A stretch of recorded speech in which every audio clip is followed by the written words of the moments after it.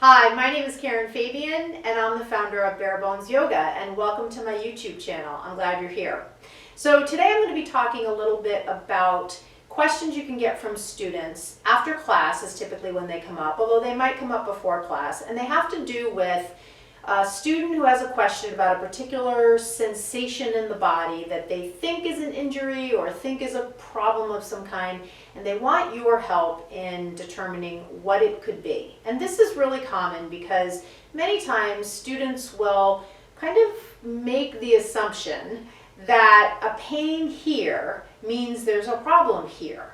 And that's a pretty common impression of the body. But even though, as we look at the body, we can point to a particular place where we might have an uncomfortable sensation, maybe standing still or during yoga practice, without an appreciation for all the things that are around it, we can get kind of overly simplistic and think that the problem must be whatever muscle is right here. And even thinking about it just from the perspective of, oh, it must be the muscle that's here, negates the impact of different parts of the body that are in that area. The most obvious one being other muscles that are nearby, or tendons, or ligaments, or other structures in the body like cartilage and bursa sacs.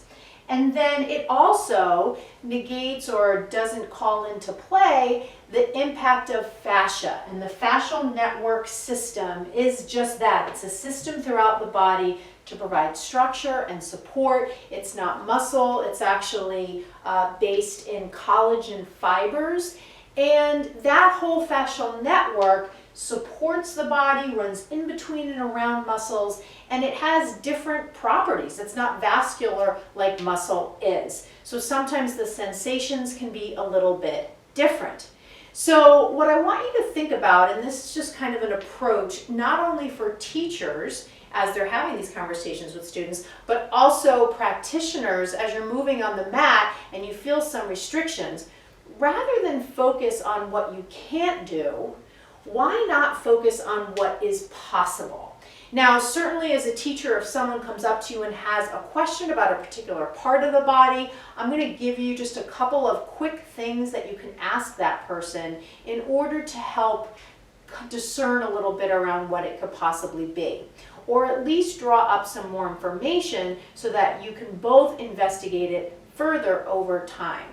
For a practitioner though, let's take the example of someone who feels some limitation in the movement of the shoulders. It might be one shoulder, it might be both. Let's say that reaching the arms all the way up to the sky is difficult without feeling like they need to move in one part of the body or another. Now, without kind of a professional assessment, especially if there's pain, like significant pain as the arm goes up, it's really difficult for a yoga teacher to know what could that be. There are a lot of muscles that support this area, and this movement here of reaching the arms up in the air is shoulder flexion. And so when we look at shoulder flexion, we look at muscles like the anterior deltoid and to a certain extent the pectoral muscles, a little bit of one of the muscles in the rotator cuff, the supraspinatus. All these muscles may be involved in reaching the arms up to the sky, or are involved. And then we're also looking for some extensibility in muscles like the latissimus dorsi. So the latissimus dorsi is a big, broad muscle that runs from the lower back up to the humerus. And so this action of reaching the arms up requires a good amount of kind of extensibility is what I'm calling it, but flexibility you could call it, or length in that muscle to get the arms up. If that muscle is a little bit tight, you might find that the arms only go up this high. So let's say all the standing postures where the arms are up in the air, you could do a modification like bringing the hands to the heart, or doing something with the arms bent, reaching the arms out wide. You could do other things. So that's just a general approach, at least as it relates to limitations in the shoulder movements.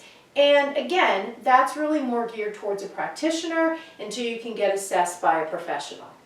So now what I want to do, I'm going to reference my anatomy manual, which is on my website if you want to purchase it. It's a 200-page manual, and it goes through a very systematic way to understand anatomy. And once you've gone through all the chapters to understand anatomy, you can get to some of the applications. And this topic we're talking about here is definitely an application topic.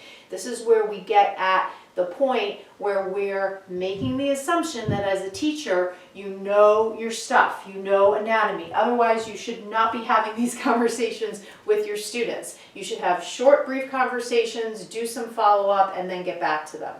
So let's go through some just really quick questions that you can ask your students when they approach you and they have questions about an injury or a particular sensation in their body that's uncomfortable.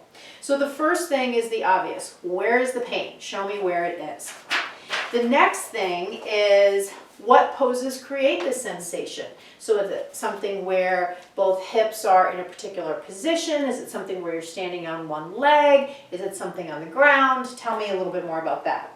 Do you feel it in yoga class only? Do you feel it all the time? Or do you generally feel it not in yoga class, but in other parts of your life? Most cases, they're going to say, I feel it all the time, or it's exacerbated when I come into class. Another question, really good one, is what else are you doing for exercise? Keep in mind that students that complain about a particular issue, it's really helpful for you to know, are they also training for a marathon? Are they doing some other kind of training 5 times a week? You know, what else is going on in terms of physical exercise? Do you notice it gets worse when you practice yoga? This is important to know. At the end of class, if that's when you're talking to them, ask them the quality of the pain and ask them if it's worse. This is definitely an indicator where you might want to suggest they try for a 2-week period, backing off practice, resting it, and seeing if that helps. When did it start? You want to get a sense of the duration. How often are you practicing yoga? This is important too. If someone is a really avid practitioner and they've been for a while and something's gotten aggravated, let's say, again, of course the obvious thing is to back off, to play with that variable frequency and see if that helps. Are there poses that help relieve the pain? So the more you know about anatomy, you can start to get a sense of, oh, well, I only have pain when I'm turning the hip in, but when I do postures where my hip is in external rotation, so here I'm using muscles like the piriformis to a certain extent, obturator internus, externus, gemelli muscles, quadratus femoris, all those muscles are external rotators, you know, it goes away. So this is, you know, important information for you to know. Have you seen a doctor? I should probably have said that right out of the start. That would be a very important thing to know right away. Have you been seen in physical therapy? If someone has, it's a great way to get a sense of, well, hey, can you show me some of the shapes and some of the exercises they're having you do? There's a lot of carryover, and I'll bet if you have the person demonstrate those, you're going to find some things that you can offer in terms of yoga postures that are going to mimic what they're doing in PT. It's a great way for you to work collaboratively with the physical therapist, and then when the student goes into PT, they can report back their results. Have you received a diagnosis? This can be a little bit tricky because as a teacher, if you don't have any clinical background or you're not super familiar with different diagnostic conditions, knowing the name of the diagnoses isn't going to help you that much. Ultimately, and of course, because our scope of professional practice is not to treat, knowing what someone's diagnosis is simply more information for us. We're not going to prescribe anything for them. But if you do have a good knowledge base of different clinical conditions, it's definitely something that you would want to know. Again, the main thing that we're concerned with as movement professionals is how does that diagnosis affect your movement? So if someone says, oh, I have a herniated disc at L5, if you're unfamiliar with what a herniated disc is, you really want to just ask them, and even if you are, you really want to just ask them, well, how does that affect you? Do you have any pain as you're reaching down to the ground? Do you have any pain when you're lunging side to side? Are there some things you're doing during the day where you're feeling a limitation in your movement? Those things are helpful to know. Does it feel worse after practice? And that overall list, although it seems like it's probably long, you can select from that list what is most meaningful for you in that moment with that student to share. So again, all of this is contained within my anatomy manual. You can find this on my website, which is barebonesyoga.com.